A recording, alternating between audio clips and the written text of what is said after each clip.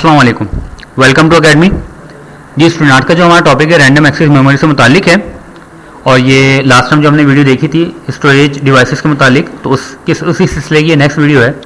तो सबसे पहले आप लोग एक काम ये करें कि academy-kchi.com की वेबसाइट पे जाके यहाँ पे अपना ईमेल एड्रेस लिखें, फर्स्ट नेम लिख के सब्सक्राइब करें ताकि एक ईमेल कंफर्मेशन लिंक आपके ईमेल बॉक्स में आएगा, उसको कंफर्म कर देगा। इस तरह आप हमारे ईमेल लिस्ट में शामिल हो जाएंगे और इन फ्यूचर हम जो भी वीडियो अपलोड करेंगे वो आप तक बाय मेल पहुंच जाएगी। और जो हमारा फेसबुक का पेज है इसको भी लाइक करना नहीं भूलिएगा। और अच्छा हाँ, एक काम जरूर करिएगा कि यहाँ पे स्टोरेज डिवाइसेस का लिख के स्टोरेज डिवाइसेस वाली वीडियो सर्च करिएगा ताकि ये वीडियो देखने से पहले आप पहले स्टोरेज डिवाइसेस की वीडियो लाजमी देख लें। जनाब, ये है हमारा topic random access memory.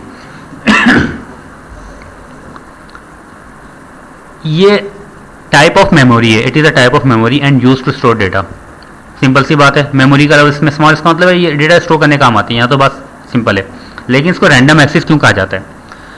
Random access इस वजह से कहा जाता है कि मैंने आपको लास्ट वीडियो में बताया था कि ये प्रोसेसर की असिस्टेंट होती है, सही है। अब प्रोसेसर जो है इससे काम लेता है, तो रैंडम जो है प्रोसेसर जो है रैंडमली इसके हर सेल को एक्सेस कर सकता है, इस वजह से इसको हम रैंडम एक्सेस मेमोरी कहते हैं, सही। अब ये वॉलेटाइल होती है, टेम्परेरी होती है, प्राइमरी होती है। ये तीनों टर्म्स जो है मैं आपको स्टोरेज डिवाइसेस की वीडियो में समझा चुका हूँ। अगर हम यहाँ पे डिस्कस करेंगे तो सिर्फ वीडियो की लेंथ बढ़ जाएगी। अगर आपने ये चीज़ें तीनों टर्म समझनी है तो आप एक काम करें कि स्टोरेज डिवाइसेस वाली वीडियो पहले देख लें। अब आते हैं इसके फंक्शन की जानिब और हमारा जो असल टॉपिक यहाँ से स्टार्ट होता है। लास्ट वीडियो में मैंने आपको बताया था स्टोरेज डिवाइसेस के अंदर कि ये प्रोसेसर की असिस्टेंट होती है, लेकिन आज हम थोड़ा इसको टेक्निकली इसको यहाँ पे एक्सप्लेन करेंगे। In order to run a program, data is copied from your hard disk to RAM। कोई भी प्रोग्राम आपने अपने कंप्यूटर पे चलाना होता है तो उसके ऊपर काम कौन करेगा? सीपीयू करेगा, इसलिए सीपीयू जो है वही आपका ब्रेन ऑफ द कंप्यूटर है। लेकिन ये काम करने के लिए आप सीपीयू को डेटा कौन देगा? हार्ड डिस्क देगी। लेकिन प्रॉब्लम यहाँ पे ये आ जाती है, सीपीयू एक फास्ट कंपोनेंट है जबकि हार्ड डिस्क एक स्लो कंपोनेंट है, तो इन दोनों का मैच हो नहीं पाता। अगर हम इसका मैच करवाने की कोशिश करेंगे हमारा सिस्टम बहुत ज़्यादा स्लो हो जाएगा। तो इस मकसद के लिए बीच में रैम इंट्रोड्यूस करवाई जाती है। रैम क्या करती है? जो प्रोग्राम आपने एग्जीक्यूट करना होता है उसको उठाती है हार्ड डिस्क से, अपने ऊपर कॉपी कर लेती है। अपने ऊपर कॉपी करने के बाद सीपीयू इससे कोऑर्डिनेट करता है, इससे इंस्ट्रक्शन लेता है, इसको रिजल्ट देता है। तो यहाँ से सारी कोऑर्डिनेशन रैम की और सीपीयू की चलती रहती है, सही। यानी सीपीयू को डायरेक्ट हार्ड डिस्क से रब्ता करने की ज़रूरत नहीं पड़ती। अब प्रॉब्लम यह है कि रैम कितना अमाउंट ऑफ डेटा उठा के अपने पास रख सकती है। ये रैम के अंदर अब आप ये देखना पड़ता है कि आपने रैम कितनी लगाई हुई है। तो जितनी ज़्यादा रैम होगी उतना ज़्यादा प्रोग्राम आप उठा के रैम पे कॉपी कर सकते हो, सीपीयू को आसानी होगी। लेकिन एक बात ध्यान में ये रखिएगा कि रैम अपनी मर्जी से नहीं लगाई जाती। रैम लगाने की एक लिमिट होती है जो कि मदरबोर्ड की डिफाइंड होती है, सही। यानी हर मदरबोर्ड की एक कैपेसिटी होती है कि इतनी रैम को वो सपोर्ट कर सकता है, उससे ज़्यादा आप रैम लगाएंगे तो उसको सपोर्ट नहीं करेगा। तो रैम की जजमेंट, तो यानी रैम का फंक्शन आपको यहाँ तक बेसिकली समझ में आ गया होगा कि रैम क्या करती है, बीच में ब्रिज का काम करती है। अब हम डिफाइन करेंगे रैम की टाइप्स कितनी होती हैं। तो इसके लिए मैंने दो तरीकेकार चुने। नंबर 1, एक टाइप में इसको डिफाइन करूंगा इसके सर्किट के लिहाज से, दूसरे टाइप में इसको डिफाइन करूंगा इसकी कंस्ट्रक्शन के लिहाज से। सर्किट के लिहाज से जो है आपको पता होना चाहिए जितने भी इलेक्ट्रॉनिक सर्किट्स होते हैं इलेक्ट्रॉनिक कंपोनेंट से मिलकर बनते हैं। तो रैम भी एक इलेक्ट्रॉनिक सर्किट है, इसमें भी इलेक्ट्रॉनिक कंपोनेंट होंगे, सही है। तो रैम की बेसिकली इलेक्ट्रॉनिक सर्किट के लिहाज से दो टाइप हैं, एक है एस रैम और एक है D RAM. S RAM mean static RAM. Static RAM में क्या होता है, इसमें इलेक्ट्रॉनिक कंपोनेंट इस्तेमाल होते हैं जिनको हम कहते हैं ट्रांजिस्टर्स। तो एक बिट इंफॉर्मेशन सेव करने के लिए 5 से 6 ट्रांजिस्टर इस्तेमाल होते हैं। तो इसकी वजह से सर्किट मोर कॉम्प्लेक्स होता है, ये मोर पावर कंज्यूम करता है और मोर स्पेस लेता है, यानी जगह भी ज़्यादा होती है, पावर भी ज़्यादा होती है, कॉम्प्लेक्स। तो इस वजह से ये ख़त्म हो चुकी है एस रैम, अब ये इस्तेमाल में नहीं आती फिलहाल। डी रैम, डायनामिक रैम, इसमें कैपेसिटर इस्तेमाल होते हैं डेटा को स्टोर करने के लिए, और एक बिट इंफॉर्मेशन को स्टोर करने के लिए एक कैपेसिटर इस्तेमाल होता है, सही है। तो ये लो पावर कंज्यूम करता है, लो स्पेस, जगह कम घेरता है ये, और कैपेसिटर स्टोर चार्ज। लेकिन इसमें प्रॉब्लम क्या होती है कि कैपेसिटर जो है चार्ज को ज़्यादा देर तक अपने अंदर होल्ड नहीं कर सकता। तो इसके लिए इसको हर थोड़ी देर के बाद कंटिन्यूस रिफ्रेशिंग साइकिल चाहिए होता है, वोल्टेज लेवल चाहिए होता है, पल्स चाहिए होती है, ताकि वो उसको अगर उसको मेंटेन करना है चार्ज को तो वहाँ पे वो वोल्टेज लेवल्स को रिक्वायर्ड होते हैं। इस वजह से इसको डायनामिक रैम कहा जाता है, सही है। तो अब जितनी भी रैम आपके सामने आपको नजर आती हैं, आप अपने जहन में एक बार बिठा लें, तो इलेक्ट्रॉनिक सर्किट के लिहाज से ये डायनामिक रैम है, यानी डी रैम है। इसमें कैपेसिटर की सर्किटरी इस्तेमाल होती है, जितनी भी अब रैम आपको सामने आएगी, सही है। इलेक्ट्रॉनिक सर्किट लिहाज से हमने इसको क्लासिफाई कर लिया। अब हम बात करेंगे इसकी फिजिकल कंस्ट्रक्शन के लिहाज से। एक है single inline memory module SIM, और एक है DIMM dim, dual inline memory module. SIM क्या है और डिम क्या है? सिम भी अब खत्म हो चुकी है। इसमें क्या होता था, ये देखें, ये फिजिकल रैम का स्ट्रक्चर है, ये आपके सामने मौजूद है, सही है ना। इसमें ICs यानी चिप्स लगी होती हैं जो कि डेटा को स्टोर करती हैं। मल्टीपल चिप्स एक ये पूरे डिम के उस पर लगी हुई होती है। इसको मैंने आपके सामने डिम रखा है, सिम नहीं रखा। सिम क्या चीज़ थी? देखिए ये चिप लगी हुई है, एक साइड पे लगी हुई है, इसकी अदर साइड पे भी, दूसरी साइड पे भी चिप लगी हुई है, तो ये कहलाता है dual inline memory module. SIM के अंदर क्या था, एक ही साइड पे लगी होती है, सही है ना। तो सिम अब खत्म हो चुका है, इसलिए हम उस पर हम ज़्यादा डिस्कशन नहीं करेंगे। तो अब आप अपने जहन में ये रख लीजिएगा कि जितनी भी रैम आपको सामने नजर आती है सारी की सारी डिम है, यानी बाई फिजिकल जो इनका जो स्ट्रक्चर है जो आपके सामने नजर आ रहा है कि दोनों साइडों में चिप लगी हुई हैं, नीचे स्लॉट्स बनी हुई हैं, तो इस लिहाज से ये डिम है। और इनकी जो इलेक्ट्रॉनिक सर्किटरी है इसके लिहाज से ये डी रैम है। ये अब जितनी भी आगे वीडियो चलेगी तो आप जहन में यही बिठाना है आपने, डी रैम और डिम पे हम लोग डिस्कशन कर रहे हैं। ये SO डिम क्या है? डिम जो है स्मॉल आउटलाइन डिम, ये है, ये भी डिम की ही एक फर्दर कैटेगरी है जो कि यूज लैपटॉप्स वगैरह में इस्तेमाल होती है। इसका साइज थोड़ा छोटा होता है, सही है। अच्छा, अब हम बात करेंगे डेटा पाथ की। डेटा पाथ क्या चीज होती है? देखिए, डेटा पाथ ये होता है कि जो इलेक्ट्रॉनिक डिवाइस है या इलेक्ट्रॉनिक सर्किट है वो एक क्लॉक साइकिल में यानी एक वक्त में कितनी बिट को प्रोसेस करके आगे निकालेगा। A computer can process the information only in binary form. ये तो आपको पता है कि कंप्यूटर एक ही जमा समझता है 0 या 1 की। It is called bit. 0, 1 या 1 को क्या कहते हैं? हम बिट कहते हैं। It is the minimum information that a computer can read. ये कम से कम इंफॉर्मेशन का यूनिट होता है जो कि कंप्यूटर समझ सकता है। How much data travel in one clock cycle. अब क्लॉक साइकिल का लफ्ज यहाँ पे बार बार इस्तेमाल हो रहा है। जो लोग इलेक्ट्रॉनिक्स के बैकग्राउंड से हैं वो तो समझ जाएंगे क्लॉक साइकिल का एक डिजिटल सर्किट्स के अंदर जो जितनी प्रोसेसिंग या फंक्शन चल रहे होते हैं वो क्लॉक साइकिल पे डिपेंड कर रहे होते हैं। अगर आपको ये बात समझ में नहीं आ रही तो आप इस वक्त इसको इस टाइम पे इग्नोर करें, क्योंकि आगे जो इन्फॉर्मेशन वो आपको समझ में आ जाएगी। अगर ये नहीं आ रही तो उसको आप फिलहाल इग्नोर करें। अच्छा, अब क्लॉक साइकिल के अंदर जो सिम के जो मॉड्यूल था ना, SIMM single inline memory module, वो 32 बिट को प्रोसेस करते थे पर क्लॉक साइकिल। तो 32 बिट डिवाइड बाई 8, मैंने 8 से डिवाइड इस वजह से किया है कि आपको पता होना चाहिए कि 8 बिट बराबर होती हैं 1 बाइट के। तो 32 बिट को डिवाइड बाई 8 करेंगे तो 4 बाइट के बराबर आंसर आया। यानी पुरानी सिम मॉड्यूल था जो खत्म हो चुका है वो 4 बाइट का होता था, और जो करंट डिम मॉड्यूल है वो 64 बिट या 8 बाइट का होता है, सही।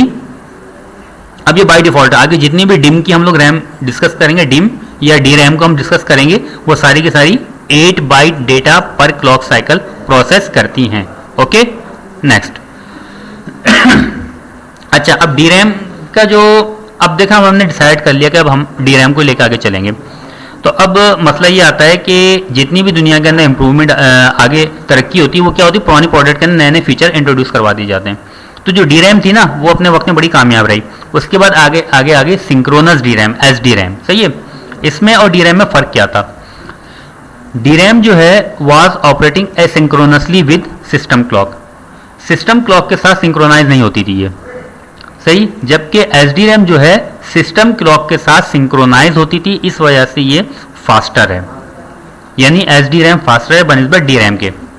यहाँ पे भी सिस्टम क्लॉक का लफ्ज़ इस्तेमाल हुआ है, तो वही बात कहूँगा। अगर आपको अभी ये बात समझ में नहीं आ रही तो फिलहाल इसको इग्नोर कर दिएगा आप। चलें जनाब, यानी ये SD रैम जो बनाई गई वो डी रैम की निस्बत फास्ट थी। पहले क्या थी? डी रैम थी, उसके बाद क्या आई? SD रैम आई, सही है। अब SD रैम के ऊपर जो आपने देखा होगा PC जो पुरानी रैम थी उसके ऊपर लिखा होता था PC66, PC100, PC133। इसका मतलब ये होता था कि इनकी क्लॉक फ्रीक्वेंसी है कितनी, ये फ्रीक्वेंसी को ये हैंडल कर सकते हैं। PC100 का मतलब था ये 100 मेगाहर्ट्ज़ को हैंडल कर सकती है। 133 का मतलब था ये 133 मेगाहर्ट्ज़ को हैंडल कर सकती है। अब हम इसकी बैंडविड्थ निकालते हैं कि कितनी बैंडविड्थ को ये प्रोसेस कर सकती है। मिसाल के तौर पे एक अगर रैम SD रैम अगर 100 मेगाहर्ट्ज़ को हैंडल कर सकती है तो आपको ये भी पता होना चाहिए कि हमने पहले देखा था कि डिम की जो कंस्ट्रक्शन जो आजकल चल रही है वो 8 बाइट के डेटा को हैंडल करती है। यानी एक क्लॉक साइकिल में 8 बाइट को वो डील करती है। तो 8 मल्टीप्लाई बाय फ्रीक्वेंसी कितनी है 100 मेगाहर्ट्ज। 8 मल्टीप्लाई बाय 100 ये बराबर हो गया 800 मेगाबाइट्स पर सेकेंड को ये डील करती है, यानी एक क्लॉक साइकिल में, यानी एक साइकिल के अंदर ये 800 मेगाबाइट्स की बैंडविड्थ को ये टोटल डील करती है। जब एसडी-रैम के अंदर थोड़ी सी मजीद इंप्रूवमेंट लाएगी तो ये बन गई अब DDR।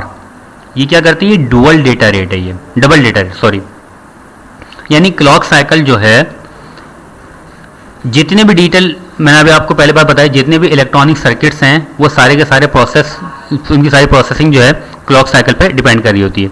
तो यहाँ पे क्या है, ये जो है एक क्लॉक साइकिल के ऊपर डबल काम करती है ये DRAM।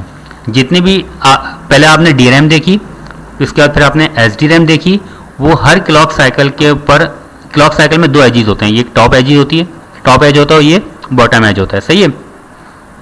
यहाँ से स्टार्ट हुई साइकिल, घूमते घूमते दोबारा 0 पर आप आ गए, तो ये एक साइकिल हो गया। फिर यहाँ से चले दूसरा साइकिल हो गया, फिर तीसरा साइकिल हो गया, सही है। तो एक साइकिल के अंदर एक टॉप एज होता है और एक बॉटम एज होता है।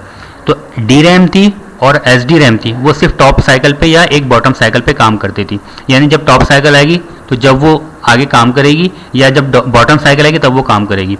लेकिन डुअल DDR जो है डबल डेटा रेट, ये टॉप साइकिल पे भी काम करती है और बॉटम साइकिल पे, बॉटम लेवल पे भी ये काम करती है। इससे फ़ायदा क्या हुआ, इससे फ़ायदा ये हुआ कि डेटा रेट डबल हो गया, क्योंकि पहले वाली रैम जो है खाली साइकिल के एक हिस्से, पूरी साइकिल के आधे हिस्से पे ट्रिगर होती थी, ये एक ही साइकिल के अंदर 2 मरतबा ट्रिगर होती है ये।